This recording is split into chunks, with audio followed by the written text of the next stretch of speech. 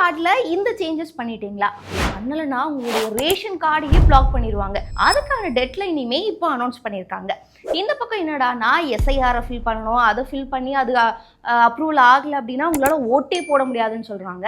இந்த பக்கம் என்னடானா ஆதார் கார்டில் எல்லாமே சேஞ்ச் ஆக போகுது, இனிமேல் உங்களுடைய ஃபோட்டோ, உங்களுடைய ஆதார் நம்பர் எதுவுமே வராது அப்படின்னு சொல்லி பரபரப்பை கிளப்பிட்டு இருக்காங்க.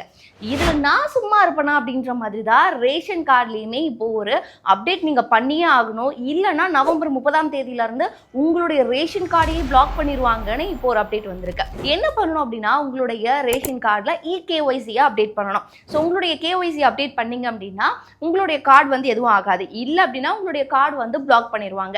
ஸோ இந்த கேஒய்சி எதுக்காக அப்டேட் பண்ணணும் அப்படின்னா இப்போ ரேஷன் கார்டுல இருந்து மத்திய மாநில அரசுகள் கொடுக்கக்கூடிய சலுகைகளாக இருக்கட்டும், உணவுப் பொருட்களை கொடுக்கறதா இருக்கட்டும், எல்லாமே வந்து இந்த ரேஷன் கார்டு ரொம்ப இம்பார்ட்டண்டாக இருக்கு. ஸோ அப்படி இருக்கக்கூடிய இந்த ரேஷன் கார்டு சரியான நபர்களுக்கு தான் போகுதா அப்படின்றத உறுதிப்படுத்துறதுக்காகவும், மேலும் மோசடிகளை தடுக்கிறதுக்காகவும், மேலும் பாதுகாப்பை உறுதிப்படுத்துறதுக்காகவும் தான் இந்த கேஒய்சியை அப்டேட் பண்ணணும் அப்படின்றதையும் சொல்லியிருந்தாங்க.